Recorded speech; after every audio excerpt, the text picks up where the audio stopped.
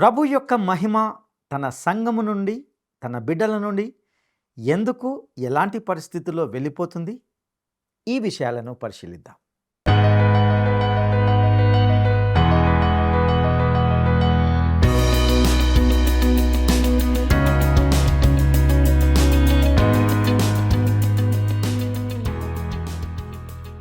ప్రియమైన స్నేహితులారా, word resounds today పక్షంగా నేటి ఈ కార్యక్రమానికి మిమ్మల్ని సాదరంగా ఆహ్వానిస్తున్నాం. దేవుని బిడ్డలుగా మీరు మీ ఆధ్యాత్మిక జీవితాలను అర్థవంతంగా, దేవునికి మహిమకరంగా జీవిస్తున్నారని తలస్తున్నాం. బైబిల్లోని సత్యాలను పరిశుద్ధాత్మ దేవుడు మీకు క్రమబద్ధంగా నేర్పిస్తున్నాడని, వాటిని మీ జీవితాలకు అన్వయించుకుంటున్నారని ఆశిస్తున్నాం. ఇక ఈనాటి పాఠంలో మనము మహిమ యొక్క దర్శనం మరియు ఆలయ అపవిత్రత, దాని యొక్క నాశనములకు సంబంధించిన వివరాలను గురించి తెలుసుకుందామా?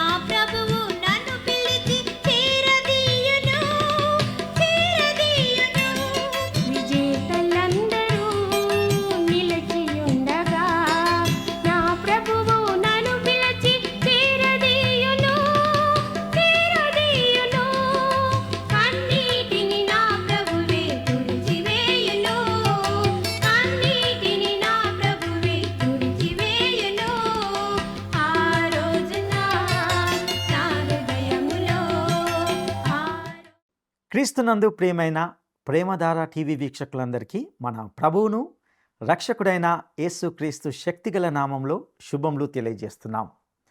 నేటి మన ఈ పాఠంలో యెహెజ్కేలు గ్రంథము 8వ అధ్యాయాన్ని ధ్యానించుకోబోతున్నాం.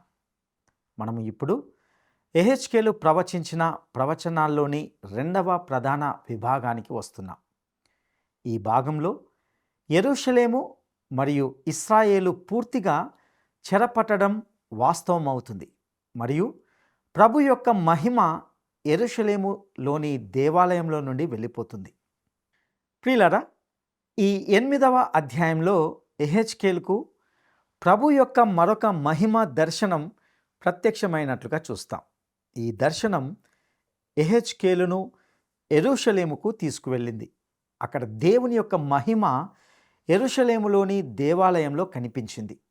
ఇక్కడ మనకు ఒక ప్రశ్న ఎప్పుడూ ఉంటుంది. అదేమిటంటే, యెహెజ్కేలు నిజంగా యెరూషలేముకు తీసుకువెళ్ళబడ్డాడా? ఇక్కడ కొంతమంది బైబిల్ పండితుల అభిప్రాయాన్ని ఇవ్వడానికి ప్రయత్నిస్తాను. కానీ ఇది ఎవరు దృఢంగా చెప్పలేని ఒక గొప్ప అంశం మరియు కొద్దిమంది మాత్రమే దీనితో ఏకీభవిస్తారు.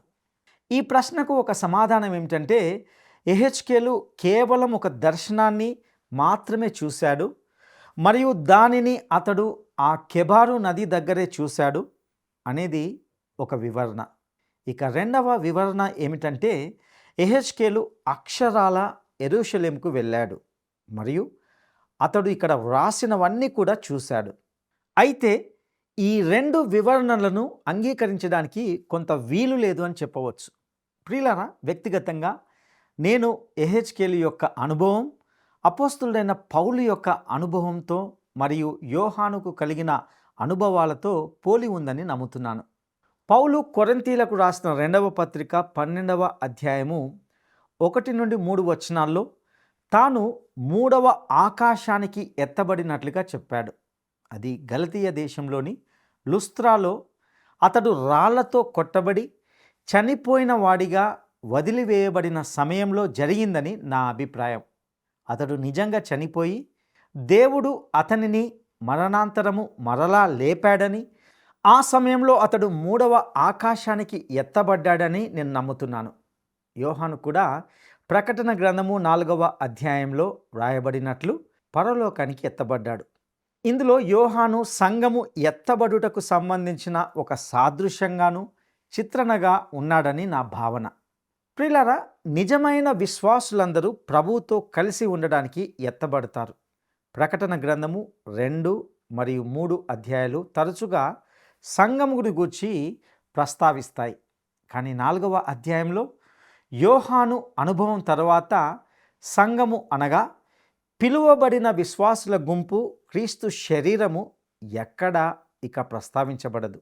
ఆమె ఇప్పుడు క్రీస్తు యొక్క వధువు. భూమిపై లేని సంఘము తన ప్రభువుతో ఉన్న సంఘము. అందువల్ల యోహాను పరలోకానికి ఎత్తబడడం సంఘము ఎత్తబడడానికి ఒక సాదృశ్యంగా నేను చూస్తున్నాను. ప్రియులారా, యెహెజ్కేలు నిజంగా పౌలు మరియు యోహానులాగా ఎత్తబడ్డాడు. కానీ యెరూషలేములోని మరియు చుట్టుప్రక్కల ప్రజలు అతడు అక్కడ ఉన్నాడని తెలుసుకోలేదని నా అభిప్రాయం. ప్రియులారా, ఇక్కడ మనం ఒక విషయాన్ని జాగ్రత్తగా గుర్తుంచుకోవాలి. అదేమిటంటే, ఇక్కడ మనము సాధారణంగా జరిగే విషయాలను చూడడం లేదు. ప్రాకృతికంగా వివరించలేని విషయాలను చూస్తున్నాం. దేవుడు అతన్ని ఎత్తి పట్టుకున్నాడు మరియు అక్కడ జరిగింది అత్యంత అసాధారణమైనది. ఇక యెహెజ్కేలు గ్రంథము 8వ అధ్యాయము 1 వచనముతో మన అధ్యయనాన్ని ప్రారంభించుకుందాం. 6వ సంవత్సరము 6వ నెల 5వ దినమున నేను నా ఇంట కూర్చుని ఉండగా యూదా పెద్దలు నా ఎదుట కూర్చుండి ఉండగాను ప్రభువైన యెహోవా హస్తము నా మీదికి వచ్చెను. ప్రియులారా, ఇక్కడ యెహెజ్కేలు పెద్దల మధ్య కూర్చొని ఉన్నాడు.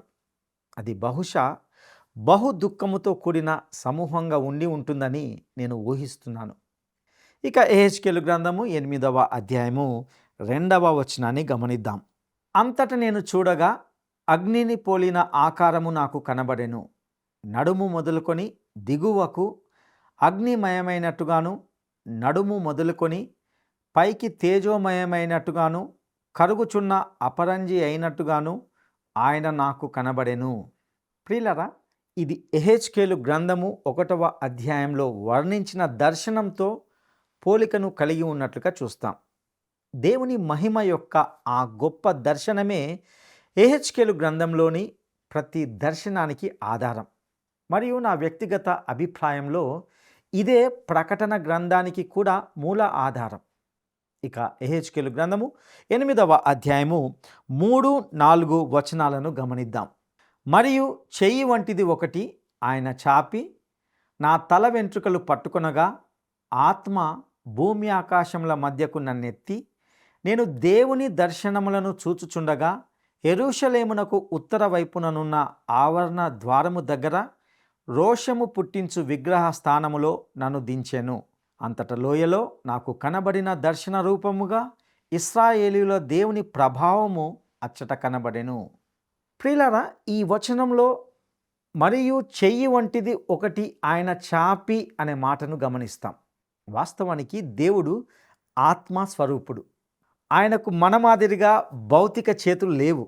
కానీ అంతరిక్షము ఆయన చేతి పనిని ప్రచురపరుచుచున్నది అని లేఖనం చెప్పినప్పుడు దేవుడు మనకు అర్థమయ్యే విధంగా ఎలా వ్రాయించాడో మనకు అర్థమవుతుంది.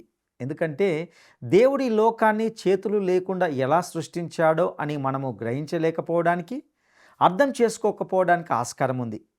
ఇక్కడ సరి అయిన వాస్తవ సత్యం ఏమిటంటే లేఖనము అనంతమైన దేవుణ్ణి మన మానవ పరిమిత భాషలో వివరించి మన అవగాహనకు తోడ్పడుతుందని గ్రహించాలి. మరియు ఇక్కడ నా తల వెంట్రుకలు పట్టుకొనగా అనే మరొక మాటను మనం గమనిస్తాం.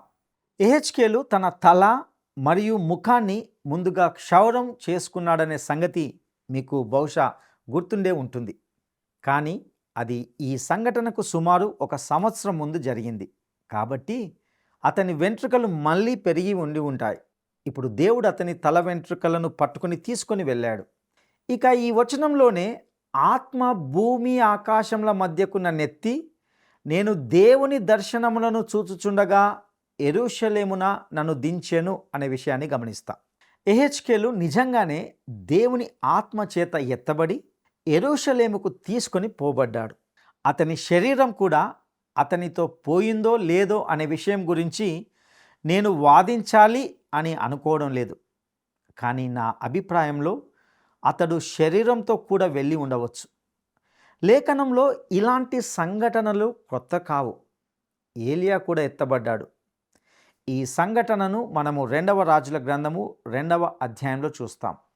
మరియు క్రొత్త నిబంధనలో అపోస్తుల కార్యములు 8వ అధ్యాయము 39వ వచనంలో ఫిలిప్పు గురించి మనం ఈ రీతిగా చదువుతాం. వారు నీళ్లలో నుండి వెడలి వచ్చినప్పుడు ప్రభు ఆత్మ ఫిలిప్పును కొనిపోయెను. నపుంసకుడు సంతోషించుచు తన త్రోవను వెళ్ళెను. అతడు ఫిలిప్పును మరి ఎన్నడూనూ చూడలేదు. ప్రియులారా, ఇక్కడ ఫిలిప్పు శారీరకంగా తీసుకొని వెళ్ళబడ్డాడు.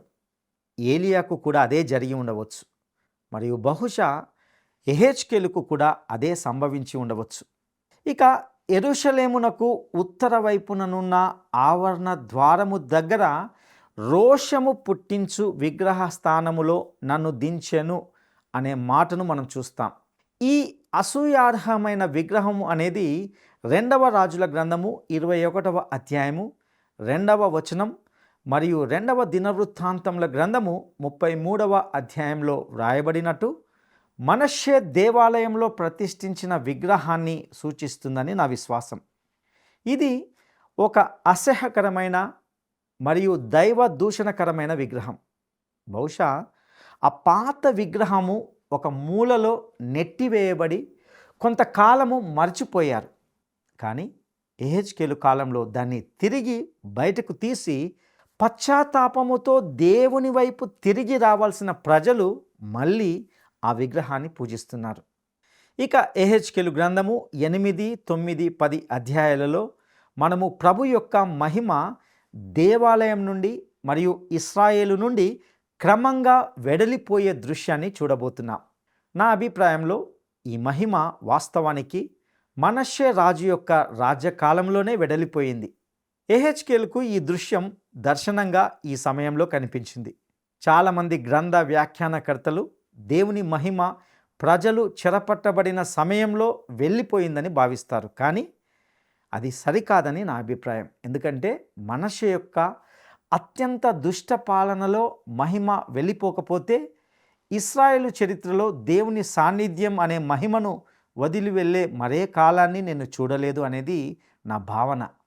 ఈ అధ్యాయంలో మనము మహిమ పూర్తిగా విడిచిపోయే దర్శనం ఉన్నట్లుగా చూడం. వాస్తవానికి ఇక్కడ మనము మహిమను చూస్తాం.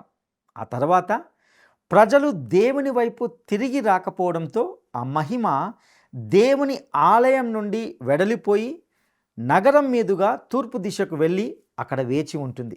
10వ అధ్యాయం వరకు కూడా మనము ఆ మహిమ యొక్క అంతిమ విడిచిపోయే దృశ్యాన్ని చూడము. మనష్షే పరిపాలన తర్వాత ప్రభువు యొక్క మహిమ దేవాలయంలో ఉందనడానికి సాక్ష్యాలు ఉన్నాయని నేను అనుకోవడం లేదు. యెహెజ్కేలుకు ఈ దర్శనం దేవుడు కరుణామయుడు అని చూపించడానికి ఇవ్వబడింది. ఆయన వెళ్ళిపోవడానికి ఇష్టపడలేదు. మరియు ఇశ్రాయేలు ప్రజలు తన వైపు తిరిగి రావడానికి సిద్ధంగా ఉన్నట్లయితే ఆయన వారిని రక్షించడానికి సిద్ధంగా ఉన్నాడు. దేవుడు కరుణామయుడు మరియు దేవుడు ప్రేమామయుడు. అయితే అదే సమయంలో ఆయన తన సృష్టిలో దుష్టత్వమును అనుమతించని నీతిమంతుడు మరియు న్యాయవంతుడు కూడా. తన స్వభావానికి విరుద్ధమైన దానిని ఆయన ఎంతమాత్రము అంగీకరించడు. ప్రియులారా, ఈనాడు దేవుడు మన నీతి లేదా మన పరిపూర్ణతను బట్టి మనల్ని రక్షించలేడు. మన వద్ద ఆయనకు అందించడానికి అంటూ ఏమీ లేదు. ఆయన నీతి కంటే తక్కువ ఉన్నదానిని ఆయన దేనిని అంగీకరించడు. అందుకే ఆయన మానవుని కోసం ఒక విమోచనాన్ని అందించవలసి వచ్చింది. మరియు మన ప్రభు అయిన యేసుక్రీస్తునందు విశ్వాసం ద్వారా మాత్రమే ఆయన మార్గంలోకి రావాలి. మనము అలా చేయకపోతే గనక మనలో దేవునికి వ్యతిరేకంగా తిరుగుబాటు చేసే పాత స్వభావం ఉండనే ఉంటుంది. మరియు ఒక పోలీసు తన ఇంట్లో ఒక నేరస్తుడికి ఆశ్రయం ఇవ్వకూడదు, ఆదుకోకూడదు అన్నట్లే దేవుడు తన సృష్టిలో దుష్టత్వాన్ని అనుమతించడు అని మనము గ్రహించాలి. ఇక యెహెజ్కేలు గ్రంథము 8వ అధ్యాయము 5వ వచనాన్ని గమనిద్దాం. నరపుత్రుడా, ఉత్తర వైపు తేరి చూడుమని యెహోవా నాకు సెలవీయగా నేను ఉత్తర వైపు తేరి చూచి తిని, ఉత్తర వైపున బలిపీఠపు గుమ్మము లోపల రోషము పుట్టించు ఈ విగ్రహము కనబడెను. ప్రియులారా, ఈ క్రింది వచనాలతో కూడిన భాగంలో అపవిత్రతను బట్టి దేవాలయము నాశనం అవడాన్ని గమనిస్తాం. దేవాలయము అపవిత్రమైంది. ప్రజలు ఇకపై సజీవుడైన నిజమైన దేవుణ్ణి ఆరాధించడం లేదు. మొదటి 2 ఆజ్ఞలను ఉల్లంఘిస్తున్నారు. ఇక యెహెజ్కేలు గ్రంథము 8వ అధ్యాయము 7 నుండి 9 వచనాలను గమనిద్దాం. అప్పుడు ఆవరణ ద్వారము దగ్గర నన్ను ఆయన దింపగా గోడలోనున్న సందు ఒకటి నాకు కనబడెను. నరపుత్రుడా, ఆ గోడకు కన్నము త్రవ్వుమని ఆయన నాకు సెలవీయగా నేను గోడకు కన్నము త్రవ్వినంతలో ద్వారం ఒకటి కనబడెను. నీవు లోపలికి జొచ్చి ఇక్కడ వారెట్టి హేయ కృత్యములు చేయుచున్నారో చూడమని ఆయన నాకు సెలవీయగా. ప్రియులారా, ఈ వచనాలను గమనించారా? యెహెజ్కేలు కేవలము ఆత్మ రూపంలో అక్కడ ఉంటే ఎలా ఒక రంధ్రం ద్వారా ప్రవేశించగలడు? ఒక ఆత్మ ఎలా గోడను త్రవ్వగలదు? అతడు ఆత్మ మాత్రమే అయితే అతనికి రంధ్రము త్రవ్వే అవసరం ఉండేది కాదు. నా విశ్వాసం ప్రకారము అతడు శారీరకంగా అక్కడ ఉంటున్నాడు. మరియు అతడు గోడలో త్రవ్వి స్పష్టంగా ఒక గుహలోకి తీసుకువెళ్ళబడ్డాడు. ఇంతకీ అక్కడ అతనికి ఏమి కనిపించింది? తనకు ఏమి కనబడిందో 10వ వచనంలో మనం చూస్తాం. యెహెజ్కేలు గ్రంథము 8వ అధ్యాయము 10వ వచనం. నేను లోపలికి పోయి చూచి తిని, అప్పుడు ప్రాకెడి సకల జంతువుల ఆకారములను హేయమైన మృగముల ఆకారములను అనగా ఇశ్రాయేలీల దేవతల విగ్రహములన్నీ గోడ మీద చుట్టూను వ్రాయబడి ఉన్నట్లు కనబడెను. ప్రియులారా, ఈ ప్రజలు సృష్టికర్తకు బదులుగా సృష్టినే ఆరాధిస్తున్నారు. ఇది వారు దిగజారగలిగిన అత్యంత నీచమైన స్థితి. మనుషుడు సజీవుడైన నిజమైన దేవుణ్ణి పూర్తిగా తిరస్కరించినప్పుడు ఇలాంటి వాటి వైపు తిరుగుతాడు. ఇదే వారు ఐగుప్తులో నిర్గమకాండంలోని కాలంలో చేస్తూ వచ్చారు.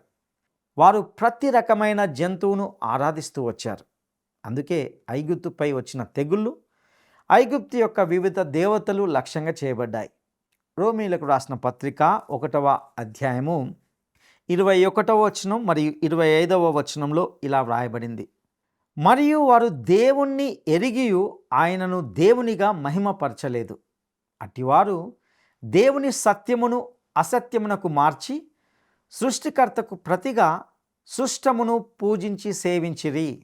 ఈ వాక్యపు వెలుతురులో మనము గమనించినట్లయితే దీని యొక్క భావం ఏమిటంటే, ఈ ప్రస్తుత పరిస్థితి ఇశ్రాయేలు తన చుట్టూ ఉన్న అన్యజాతుల స్థాయికి దిగజారిందని, మరియు అది ఇకపై సజీవుడైన నిజమైన దేవునికి సాక్షిగా లేదని తెలియజేస్తుంది. ఈ కారణంగానే ఆయన దేవాలయాన్ని నాశనం చేయబోతున్నాడు.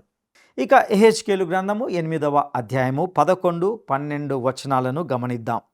మరియు ఒక్కొక్కడు తన చేతిలో ధూపార్తి పట్టుకొని ఇశ్రాయేలీల పెద్దలు 70 మందియు, వారి మధ్యను షాఫాను కుమారుడైన యజన్యాయు ఆ యాకారములకు ఎదురుగా నిలిచియుండగా చిక్కని మేఘము వలె ధూపవాసన ఎక్కుచుండెను. అప్పుడు ఆయన నాకు సెలవిచ్చినదేమనగా, నరపుత్రుడా, యెహోవా మమ్మును కానకయుండును, యెహోవా దేశమును విసర్జించెను అని అనుకొని ఇశ్రాయేలీయుల పెద్దలు చీకటిలో తమ విగ్రహపు గదుల్లో వారిలో ప్రతివాడు చేయు దానిని నీవు చూచుచున్నావు గదా. ప్రియులారా, ఇక్కడ గమనించండి, వారు దేవుణ్ణి ఎంత మాత్రము పట్టించుకోలేదు. ఆయన మమ్మను చూచుట లేదని వారు అంటున్నారు. ఈనాడు దేవుడు చనిపోయాడు అని చెప్పేవారు నిజంగా దేవుడు మమ్మల్ని చూడడం లేదు, మనము ఆయనకు జవాబుదారీతనంగా లేము, మనము ఆయనకు ఏమి బాకీ లేము, కాబట్టి మేము ఇష్టం వచ్చినట్లు చేయవచ్చు అని చెప్పడానికి ప్రయత్నిస్తున్నారు. ఇశ్రాయేలు ప్రజలు కూడా అదే చేస్తున్నారు. వారు స్పష్టంగా ఈ విగ్రహాన్ని ఆరాధిస్తున్నారు మరియు దాన్ని రహస్యంగా చేస్తున్నారు. రహస్య సమాజాల గురించి మాట్లాడితే వారు దేవాలయంలో ఖచ్చితంగా ఒకదాన్ని ఏర్పాటు చేసుకున్నారని గ్రహించగలం. నా ప్రియ స్నేహితులారా, ఈ కాలంలో విశ్వాసి యొక్క శరీరమే ఈ భూమిపై ఉన్నటువంటి దేవుని మందిరం, అనగా మన దేహమే దేవుని యొక్క ఆలయమై ఉన్నది. అయితే మన మనసులలో, హృదయాల్లో జరుగుతున్న వాటిని చూసి ఆయన నిజంగా సంతోషిస్తున్నాడా? మనకు మనం ప్రశ్నించుకోవాలి. ఇక యెహెజ్కేలు గ్రంథము 8వ అధ్యాయము 13 నుండి 15వ వచనం వరకు గమనిద్దాం. మరియు ఆయన, నీవు ఈ తట్టు తిరుగుము, వీటిని మించిన అతి హేయ కృత్యములు వారు చేయుట చూతువని నాతో చెప్పి యెహోవా మందిర ఉత్తర ద్వారము దగ్గర నన్ను దింపగా అక్కడ స్త్రీలు కూర్చుండి తమ్మూజు దేవతను గూర్చి ఏడ్చుట చూచితిని. అప్పుడు ఆయన, నరపుత్రుడా, ఇది చూచితివి గాని నీవు తిరిగి చూచిన ఎడల వీటిని మించిన హేయ కృత్యములు చూతువని నాతో చెప్పి. ప్రియులారా, ఈ వచనంలో అక్కడ స్త్రీలు కూర్చుండి తమ్మూజు దేవతను గూర్చి ఏడ్చుట చూచితిని అనే మాటను మనము గమనిస్తాం. ఇది అక్కడ జరుగుతున్న ఒక భయంకరమైన విషయం. తమ్మూజు బబులోను యొక్క దుమ్మూజి దేవుడు. దీని నేపథ్యాన్ని కొంత మనము గమనిద్దాం. వసంత ఋతువు యొక్క వృక్ష సంపదకు తమ్మూజు దేవుడు. వారి నమ్మకం ఏమిటంటే ఆయన శరదృతువు మరియు శీతాకాలంలో మరణించి ప్రతి వచ్చే వేసవికి పునరుజ్జీవనం కోసము పాతాళ లోకానికి వెళ్ళేవాడు. ఈ దేవుని ఆరాధన ఫినిషియా ప్రాంతంలో ఆచరించబడేది. తరువాత గ్రీసుకు కూడా వ్యాపించింది. అక్కడి గ్రీకు ప్రాంతంలోని అడోనిస్ అనే వ్యక్తి తమ్మూజుతో సమానమైన వాడుగా భావిస్తారు. ఇక్కడి స్త్రీలు ఏడుపు ద్వారా ఈ దేవుని మరణాన్ని బట్టి సంతోషిస్తూ ఉండేవారు. ఈ ఆరాధన వాస్తవానికి ప్రకృతి ఆరాధన మరియు దానికి కొన్ని అశ్లీలమైన, నైతికంగా పతనమైన సంస్కారాలు జత చేయబడ్డాయి. ఇక యెహెజ్కేలు గ్రంథము 8వ అధ్యాయము 16వ వచనాన్ని గమనిద్దాం.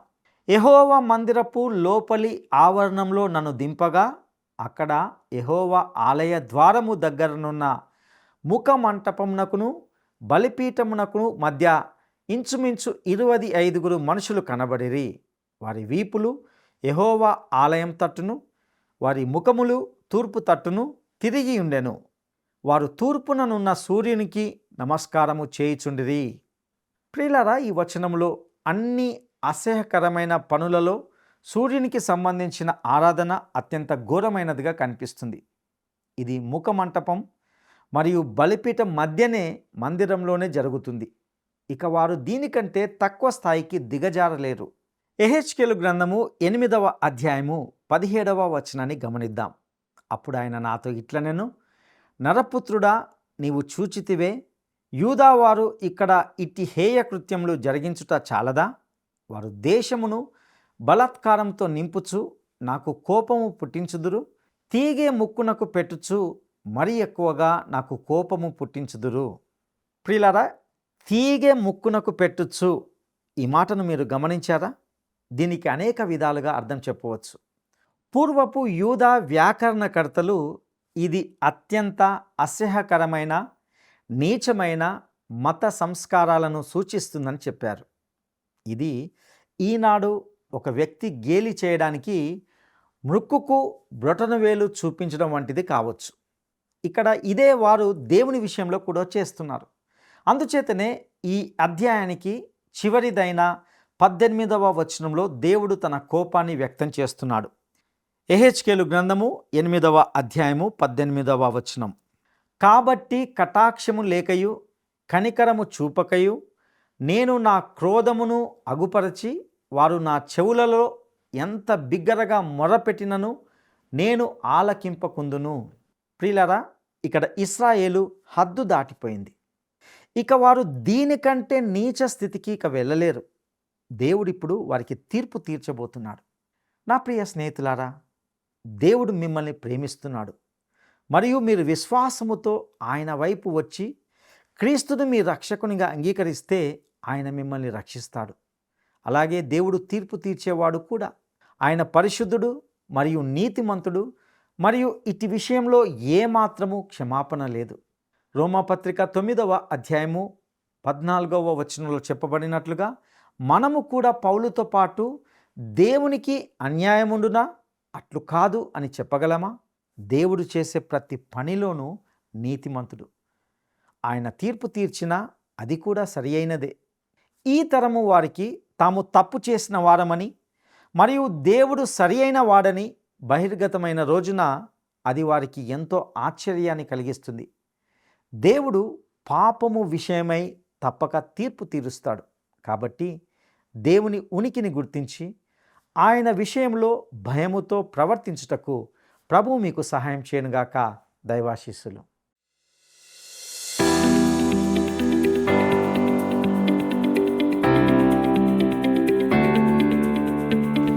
యెహెజ్కేలు గ్రంథంలో పేర్కొనబడిన మహిమ వాస్తవానికి ఏ రాజు యొక్క రాజ్యకాలంలోనే వెడలిపోయిందని తెలుసుకున్నాం. యెహెజ్కేలు గ్రంథంలో పేర్కొనబడిన మహిమ వాస్తవానికి ఏ రాజు యొక్క రాజ్యకాలంలోనే వెడలిపోయిందని తెలుసుకున్నాం. 1 యెహోయాకీను, 2 సిద్కియా, 3 మనష్షే. ఈ ప్రశ్నకు సరైన జవాబును ఈ వాట్సాప్ నంబర్కు పంపండి. మా వాట్సాప్ నంబర్ 9399952570. ఈ సందేశము విశ్వాసులుగా మనలో ప్రతి ఒక్కరిని ఎంతగానో ప్రోత్సహించిందని నమ్ముచున్నాం. ఇందులో మనం నేర్చుకుంటున్న సత్యాలను మన జీవితాలకు అన్వయించుకుందాం. మరిన్ని లోతైన సత్యాలను తెలుసుకోవడానికి లేక ప్రార్థన అవసరతలను తెలియచేయడానికి స్క్రీన్ పైన ఉన్న నంబర్తో మీరు మమ్మల్ని సంప్రదించవచ్చు. మీ ప్రతి ఫోన్ కాల్ మాకు చాలా విలువైనదని మీ కాల్ కోసం వేచి ఉంటాం. దేవుడు మీకు తోడయుండునుగాక. ఆమేన్. ఈ కార్యక్రమం మీకు నచ్చిందా? అయితే వెంటనే మిస్డ్ కాల్ ఇవ్వండి. బహుమతి పొందే విజేత మీరే కావచ్చు.